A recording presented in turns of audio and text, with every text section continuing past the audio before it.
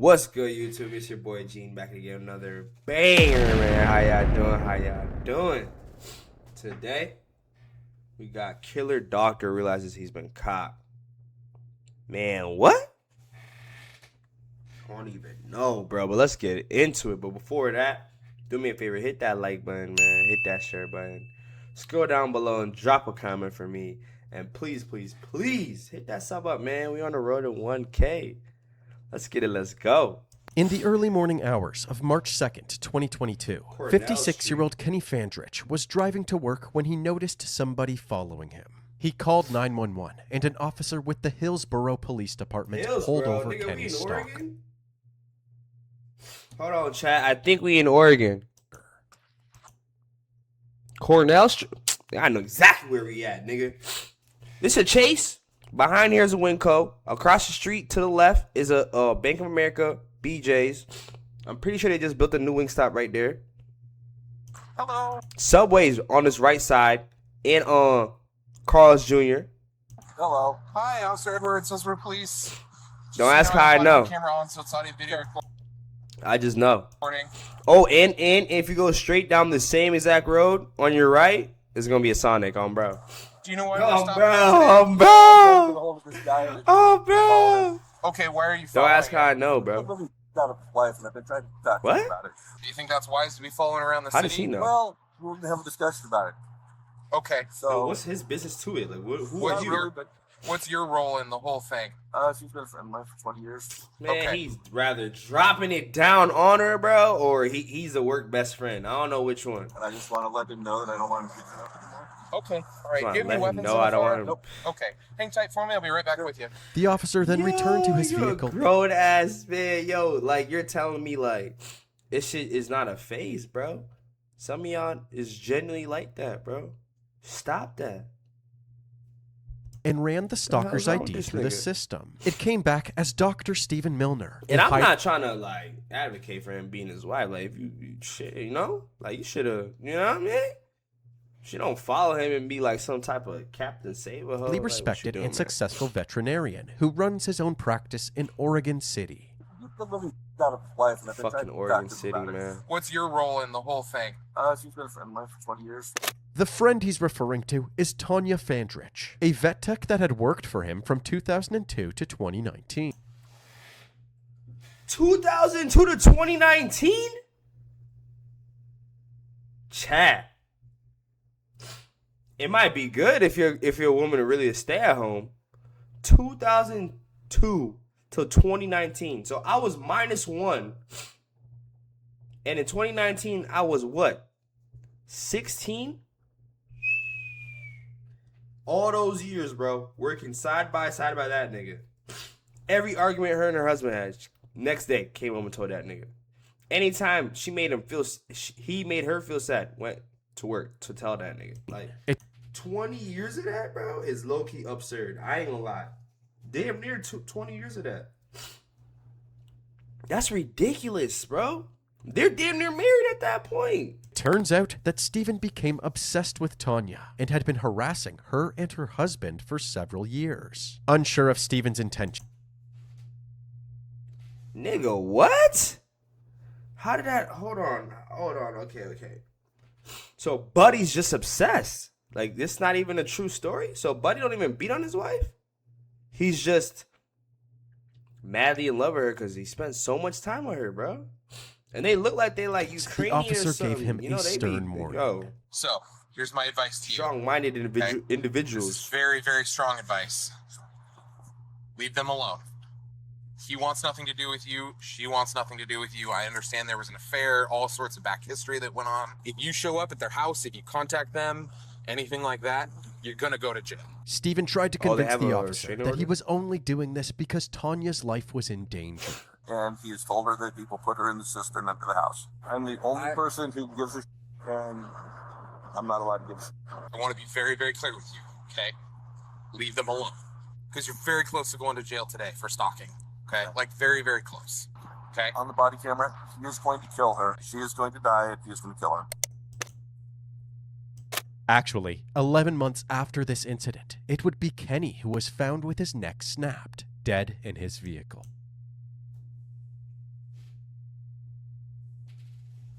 Whoa. I'm the only person who gives a shit, and I'm not allowed to give a shit. I want to be very, very clear with you, okay? Leave them alone. Because you're very close to going to jail today. I think even him just being mad, calm right now is weird. For stalking, okay? Like, very, very close. And he's a doctor, like, or whatever. Like, a doctor damn near, like, what are we doing with life? Okay? On the body camera, he is going to kill her. She is going to die. He is going to kill her. Actually, 11 months after this incident, it would be Kenny who was found with his neck snapped, dead in his vehicle. On the morning of January 27th, 2023. Snapped neck? So he killed him bare hands? Nah, he's insane, bro. Not only did he grow love for his coworker, it was so intense, bro. So diluted. He was able to kill her husband with his bare hands, I'm guessing. Kenny pulled into a parking garage in his black Honda Civic, ready for his shift in Hillsboro, Oregon. I'm sorry, chat. Like, this damn near my backyard. What the fuck? Like, I sparked up in here, bro. Out of the ordinary. But as soon as he grabbed his tools and left the parking garage, a masked man suddenly appeared and began spray painting as many surveillance cameras as he could find. One of the cameras was pointed directly at Kenny's vehicle. The man knew exactly where most of the cameras were, making it appear like this was a carefully planned operation. However, he did miss some cameras that were less visible or harder to reach. Once the masked man was done, he This is getting irkier and irkier, dude. Like, that's my... I be around there. I bees around there, bruh. This nigga, this is a detailed plan. Nigga had 18 years to think about this plan. That's scary, gang. That's scary. That's why it's important. Ladies, please, I get it, bro. You like to vent and all this, but like, it's very important who you tell your business to, bro. Especially like opening up. Like, it's cool to be kind, but being friendly and befriending everybody is not always good. Females and males, bro. Cause that's a psychotic person there. That's like the same person. That's like the same type of person that was up in LA that just shot up Rihanna's crib. Like, if you look at her, I'm pretty sure she was like some type of. She used to do well for herself. She had a great job and all that. And one day she was just fucking crazy. And this nigga's a doctor. He runs his own left the parking practice. garage in a blue Buick sedan. Then, at 1:13 p.m., a maroon minivan entered the parking garage and pulled into the space right beside Kenny's car. A couple of hours later, Kenny finished his shift and made his way back to his vehicle, completely unaware that he was walking right into the killer's trap. The headlights on Kenny's car can be seen flashing through the camera's obstructed view as he unlocks his vehicle. Moments later, Kenny is attacked and he disappears into the back of the minivan. His headlights begin flashing over and over until eventually... Was there multiple people? Did he pull them in the van? Yo, gang. I want to say be aware of your surroundings, but gang, after work, I don't know if I'm focused like that. Oh shit, yo. Keep your head on a swivel. If you next to a van, try to get in through the other side. That's what we learning here right now. If you next to a van and you gotta get through this side, try to get through the other side, nigga, on bro. The flashing stops. 10 minutes later, more movement is captured before the maroon minivan drives away, exiting the parking garage. Hours later, the Hillsboro Police Department received a call from Tanya reporting Kenny missing. I called him, couldn't get a hold of him, and he always answered, always took my call. And I was like, that's not right. She told the police that Kenny always shared his phone location with her, and it showed that he was still at work. So the police agreed to go to the parking garage to look for him. Hey, gang. This is so messed up. Like, I'm messed up about the story, but I'm like, gang, like me and the homies was literally sparked up right there, like all the time. That's crazy. Yo, that's crazy though. Nah, I see why they was mad strict with the. That makes sense, bruh. Now I see why security used to trip out. Hey, in Hillsborough now, every little parking garage like this got security 24 hours, nigga. No bull. No bull. I'm not even joking. Go right there to this day. That's crazy. When they arrived, Like, it's scary because it was just a regular day to him.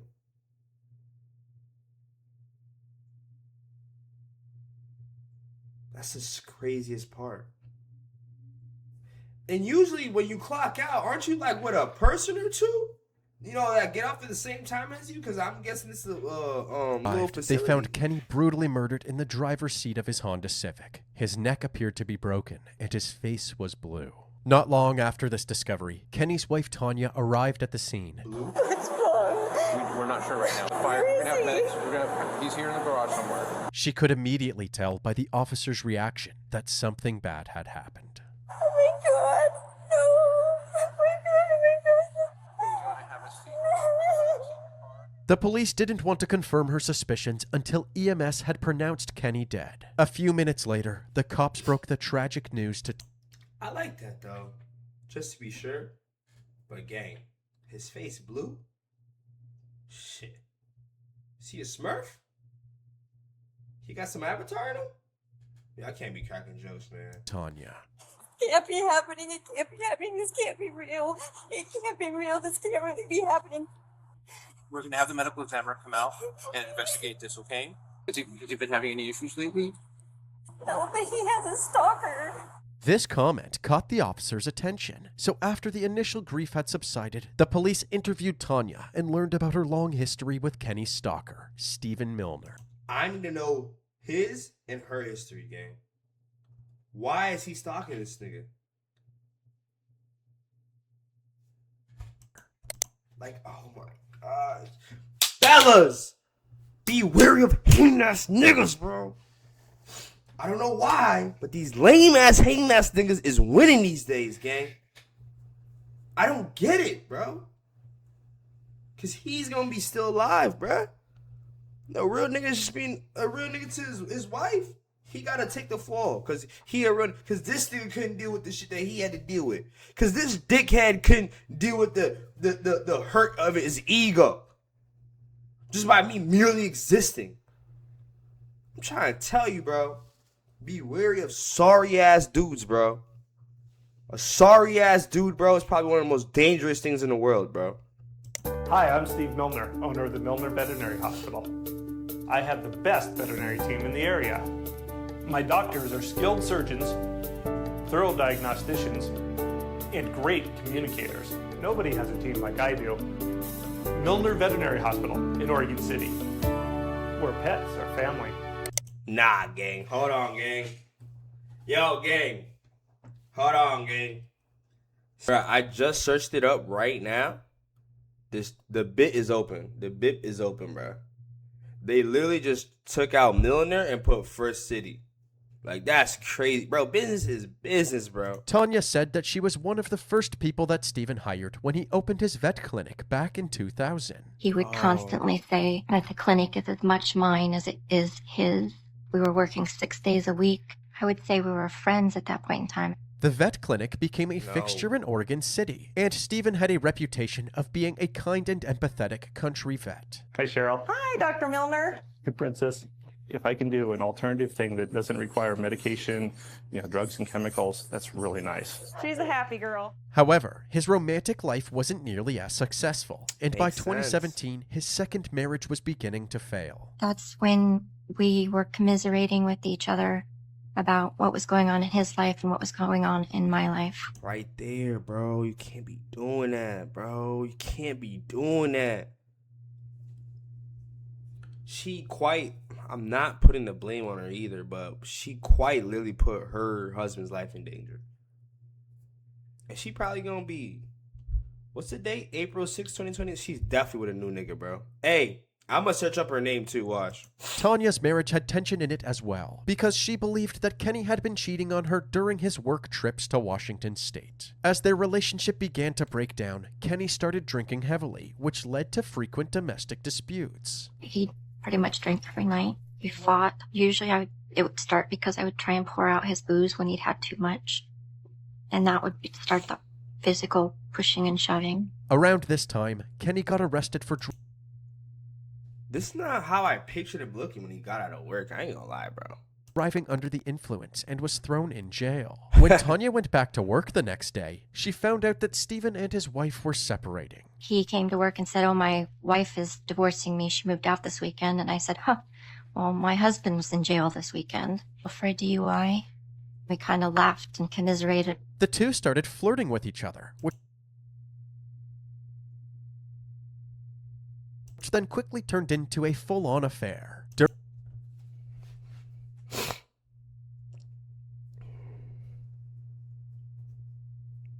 I'm trying to tell y'all, bro. Lame niggas is dangerous, bro. He got a little coochie, you know, cause she think her husband cheating, his bit left him. She feel bad. She's trying to give him, you know, some comfort. Next thing you know, they laid up with each other.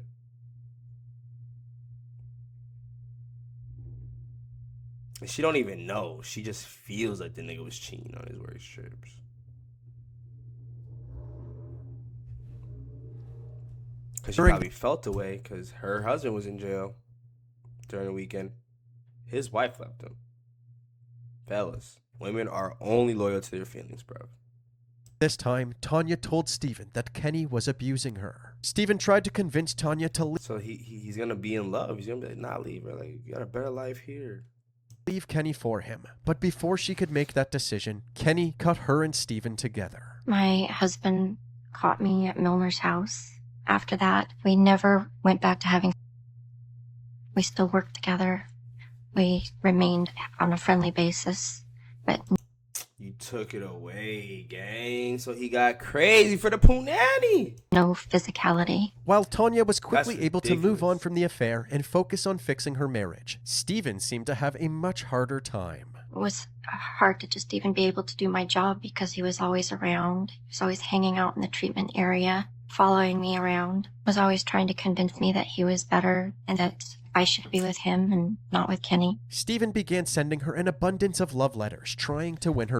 I ain't gonna lie. Maybe it's different when you're married, but why would...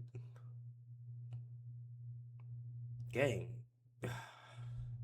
Why would you take her back? Like, what are you doing? When Tanya didn't reciprocate Stephen's feelings, he sent a letter to Kenny, calling him out for abusing his wife. The letter also contained an obviously photoshopped image of Kenny with a random woman and child, suggesting that Kenny had some sort of double life that he was hiding from Tanya. This letter failed to get a reaction from the Fandriches, but Stephen was still convinced that if he could somehow get Kenny out of the picture, then Tanya would come running back to him. This is really all her So fault, he gang. decided to kick things up a notch. In October of 2017, Kenny and Tanya got a notification that there was movement on one of their home security cameras. When they looked at the footage, they saw someone crawling under Kenny's vehicle, but it was unclear what they were doing. Just to be safe, they contacted the Clackamas County Bomb Squad. Thankfully, there was no bomb attached to the car, but they did find a GPS tracking device. When the police spoke to Stephen, he told them that he was only trying to protect Tanya from Kenny. So he snitched off Rip?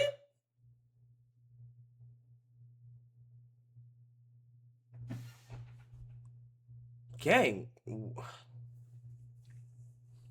if your girl cheated on you, you caught her. She was cheating with her boss that she goes to work and see every day. And now the nigga's sending you letters, trying to claim you have a secret family and put a GPS tracker under your car? You can't have her. Like, you tripping. Have her. You tripping. It's Kenny. You tripping. You tripping. You tripping. You tripping. You tripping. You tripping. He ain't got nothing to lose. You tripping. Have her. You tripping. I don't even want her. I'm out.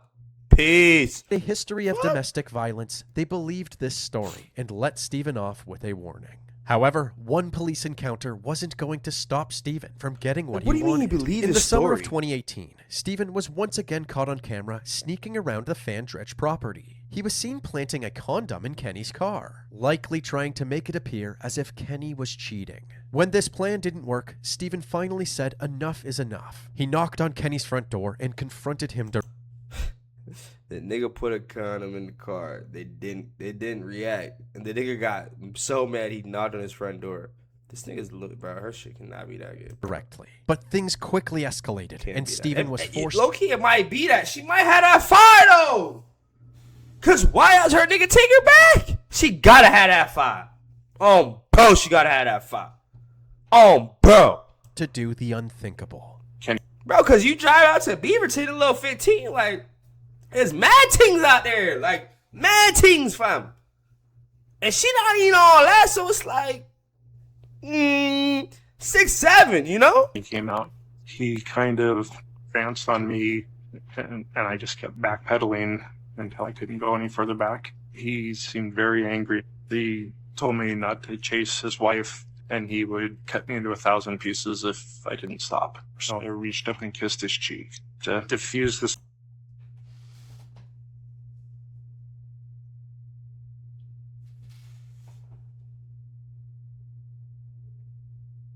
Nigga, what? What? Situation, and he stepped back, and that's what I was hoping for. Following this incident, Kenny filed a protective order against Steven. But this didn't prevent him from harassing Tanya, who was still working for him at the clinic. He continued bothering her at work and sending... Why is she still working there? Why is he with her still? This is just disgusting. What is going on? I think all of them is crazy. I think all of them are just as crazy.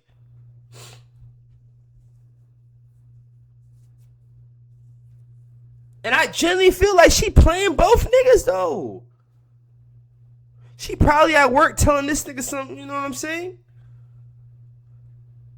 Just so her day can get like a little easier. So she say a little flirt here and there. So he just go having a good old jolly time, get home. So it's really her fault, nigga. Like, what you still with this nigga for? He abused you. You think he's cheating on you. And you cheated on him, nigga. Just go. Like, what else are you doing, bro? What are you saving, bro? And then your boss starts stalking your husband, and nobody flinches. Just some restraining orders. Yo, gang, I would have been so cool off her. So cool, bro. So cool off her.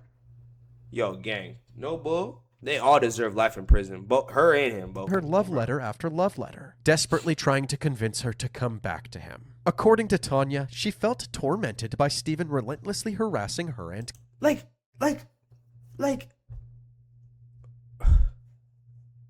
as if... Gang, the first time he got caught crawling under the car, they thought he put a bomb. That's how crazy they already assumed he was. That they called the bomb squad. But since it was a GPS, it was like, oh, it's cool. It's whatever. Like, it's cool. Like, I thought it was a bomb, though. Like, nigga, what? They ain't try to put a condom in your car. It didn't work. Then he got mad at you for not having an argument with your girl over the condom.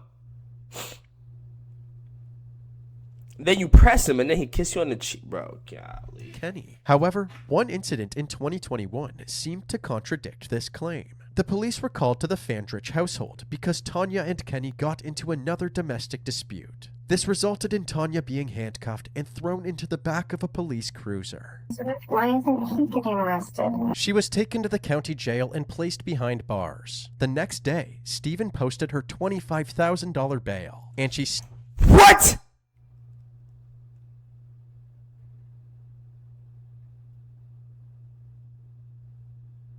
What?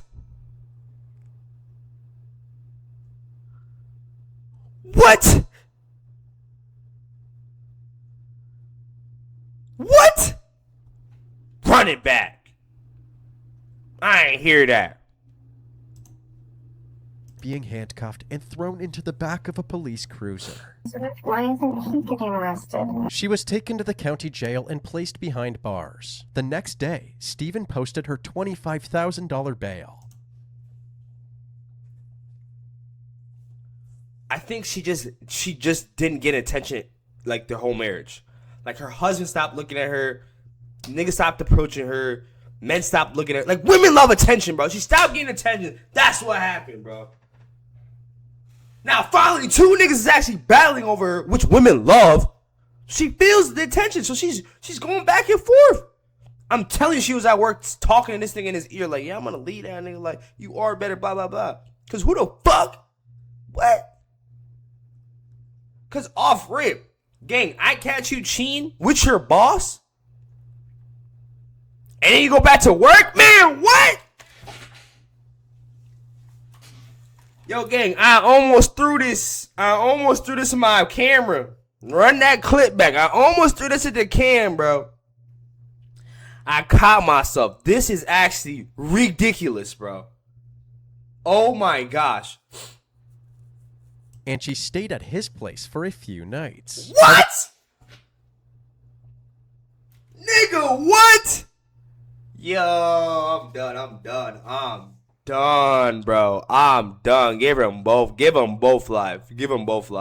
I don't give a fuck. Give them both life. The next day, Stephen posted her $25,000 bail, and she stayed at his place for a few nights. However, her charges were then dropped. A few nights? That's why she kept saying, we were only physical until my husband caught us. That's why she was so adamant on the physical.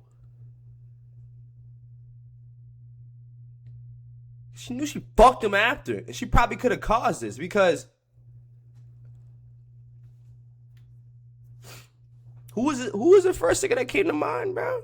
It's the first nigga she thought about calling too. He just happened to be the nigga that's also the suspect. Robbed, and she reunited with Kenny. Shortly after, Tanya finally decided to leave Stephen's practice, hoping to put an end to the harassment once and for all. One day I just realized if I stay here, he still gets to keep all the control over me. And if I just take my talents somewhere else, then he...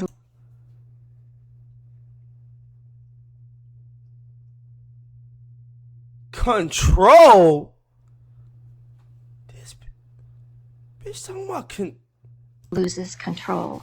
He can't have power over me. After years of rejection from his... You act like this, so you're basically... Was this nigga irresistible to you? The fuck do you mean control over you? Nigga, was she digmatized this whole time? So maybe Buddy ain't even crazy. Maybe she's the one feeding this nigga shit in her ears, bro. Shorty was playing both fields, bro. She needs to be charged too. One true love. Stephen was getting more and more frustrated. I don't care. The tone in his letters to Tanya became more toxic than loving.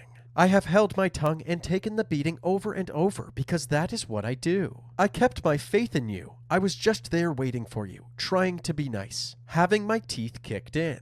I am sorry that I scare you when I hit things. You are right, it is a sign of lost control, but it is a controlled loss of control. This toxic mindset led him to planting another tracking device on Kenny's vehicle and following him to work, which we saw at the beginning of this video. Okay, why are you following him?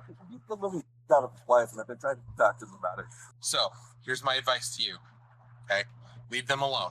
He wants nothing to do with you. She wants nothing to do with you. I understand there was an affair, all sorts of back history that went on, okay? On the body camera, he is going to kill her. She is going to die if he is going to kill her. By this point, Kenny's protective order had expired, so Tanya and Kenny filed another one. Despite this protective order being granted, Kenny was constantly paranoid that Stephen was going to kill him. He began drinking heavily again to cope with the stress, but this led to more conflict within the marriage. Then, on March 28, 2022, Kenny called the police saying that he had crashed his car into a tree on the side of the road. A patrol officer responded to the scene, and it was immediately clear that Kenny was intoxicated. What's your name, sir? Mind you, Gang is driving a nice car. Is that your car, man? Yes, it is. Okay, were you driving? Yes, I was. Okay, what happened? My wife and I have been fighting today, and I thought she was at her boss's house where I've caught her cheating on me. Sorry. I lost control of my car and just. Okay. I think, this is what I think. The boss actually loved the wife just because he was just lonely. He just really liked her. He was just alone. The woman loved the attention. She never got attention, let alone attention from her husband. So her husband was finally seeing her. So she loved the attention and drama between the two. He just liked beating her. He just liked beating her up. Oh, bro, he just liked beating her up. Didn't want to go. I didn't want to try. I didn't want to do any of that. It just. Kenny was clearly spiraling into paranoia, desperately trying to balance the fear of Stephen killing him with the fear of Stephen taking his wife. Over the next 5 months, this paranoia only amplified as Stephen violated the protective order at least 7 times. Then, in August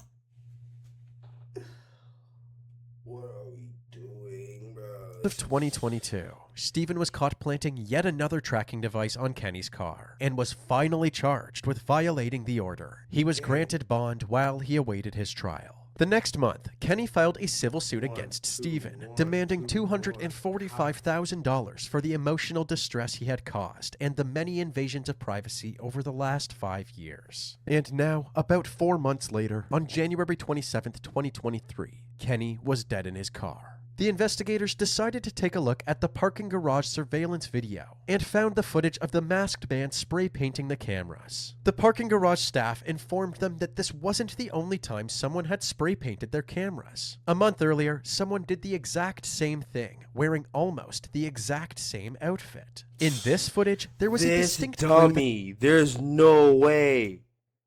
Cameras. A month earlier, someone did the exact same thing, wearing almost the exact same. Nigga had everything exactly the same, nigga, besides the shades. That's where he drew the line. Like, I'ma just change the shades, they won't be able to tell. Matter of fact, he didn't even change the shades. He forgot the shades at the crib. He had to buy new shades on his way. That's what happened. Outfit. In this footage, there was a distinct clue that could help identify who this person was. Right between his eyes, there was a deep-set forehead crease, one of Stephen's defining facial features. On January 31st, 2023, Stephen was pulled over into a parking lot and arrested for Kenny's murder. Yeah, if you could roll down the window, that'd be great. Hi, sir. I'm Deputy Davis, the Sheriff's Office. We're being recorded by my camera, so everything's going to be audio and visual recorded. You understand that? Yes. Okay, sounds good. Right now, you're being detained. We're going to have some investigators come talk to you, okay? Mr. Miller? Yes. Here, step out of the vehicle. He know he did it. Hands behind your back, please. What I do. Following his arrest, Stephen was charged. What happened? What I do? Investigated for what? Tells you everything you need to know, chap. With second-degree murder and stalking, as well as violating Kenny's protective order. He was booked into the Washington County Jail and denied bond. While Stephen was in custody, the police noticed that he had poorly applied makeup on his nose, covering something up. When the makeup was removed, it revealed a small scratch, which the detectives believed was a defensive wound sustained during the attack. Unfortunately, this scratch, along with the rest of the evidence gathered thus far, was purely circumstantial, which could make it difficult to prosecute Stephen. So the detectives continued hunting down more evidence to strengthen their case against him. They executed a search warrant for his home, and they discovered what they called a shrine to Tanya. His bedside table was chock full of Tanya memorabilia, including framed photos of her, lovey-dovey post-it notes, cards from when they were together, and several pairs of her underwear. What? Nigga, what? And how do you get... How do you get multiple of y'all? Discovered what they... Is she kissing cards? I told y'all. She was playing this shit like a fluke. She never had something spontaneous that was still giving her attention like this in years, bro. And then she gonna sit there and cry, "It's good, to Tanya. His bedside table was chock full. And he literally got hit with first degree or second degree. Like he dodged first. Like, this is planned, bro. I don't give a. How was that spontaneous? How was that like what? Like, he planned that. Like, nigga, a month before he spray painted the cameras. How is this not first? Oh my gosh. Of Tanya memorabilia, including framed photos of her, lovey-dovey post-it notes, cards from when they were together. Look, she's kissing that nigga cards, bro. And several pairs of her underwear. They also found a cardboard cutout of Stephen as a glistening, muscular man in jorts with a paw print tattoo on his chest. After a thorough investigation, the detectives were surprised to find out that the cardboard cutout had nothing to do with Kenny's death. Using GPS location data, they were able to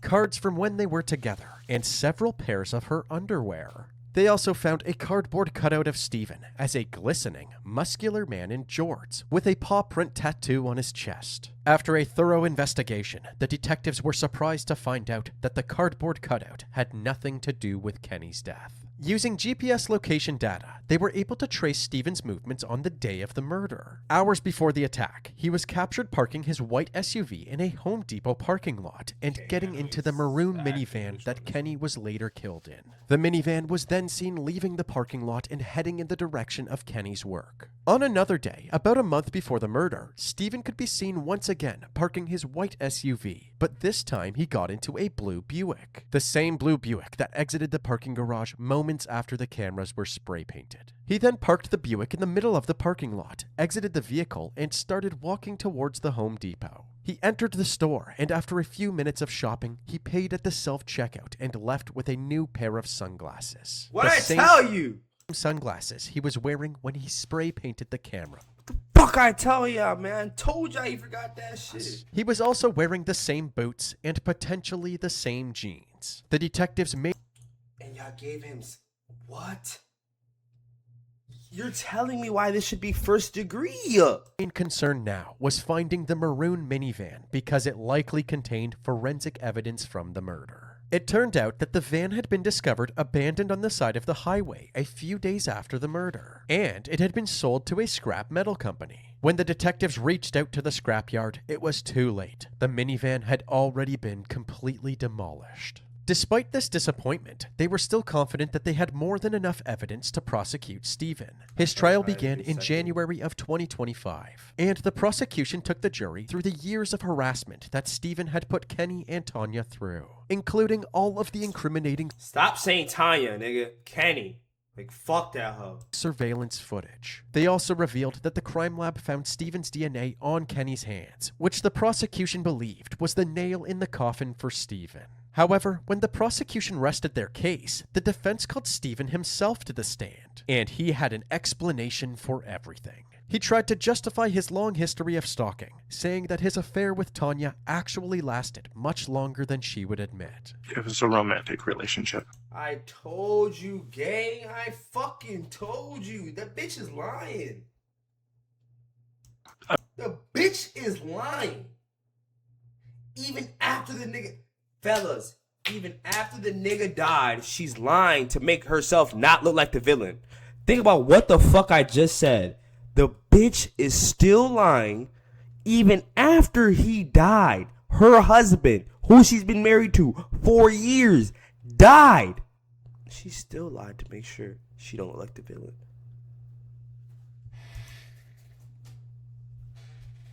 I was very afraid of her by then. She seemed to have more bruises. She was, as far as I understood, trying to leave him, and he would just keep talking her into not. She couldn't make that final break. In the beginning, I didn't. So when she's talking about, oh, I had to leave the workforce so he didn't have any power over me. That's what she wanted to tell her husband. Like, her husband. That's what she was telling that nigga. Like, I want to leave, but he has so much power. Like, shut feel the or fuck realize up. how dangerous he was. I would say the middle of 2018 is probably when I started getting very concerned about it. I was trying to push them into breaking up. Even when she left Stephen's practice and excommunicated him, he said that he felt a sense of responsibility to protect the woman he loved. I still obviously cared for Tanya as a person, and it just seemed like she was trapped in this. I was trying to push them over the edge to them breaking up. He confessed to the court that after several failed attempts to put an end to their relationship, he started following Kenny with the goal of getting him arrested and thrown in jail. I was going to try and catch Kenny driving when he got his DUI. I think he had lost his license, and I was trying to get him arrested.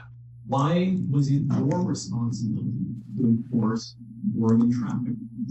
I was trying to keep Tanya from getting killed. According to Stephen, January 27th, 2023 was just another attempt to get Kenny arrested. But when Kenny came back to his vehicle after work, he realized that Stephen was in the minivan, so he opened the van door and began attacking Stephen. Basically fought for a little bit. There was pushing and shoving. Eventually I was able to kind of... So he saw you in the van, so he opened the door and started fighting you.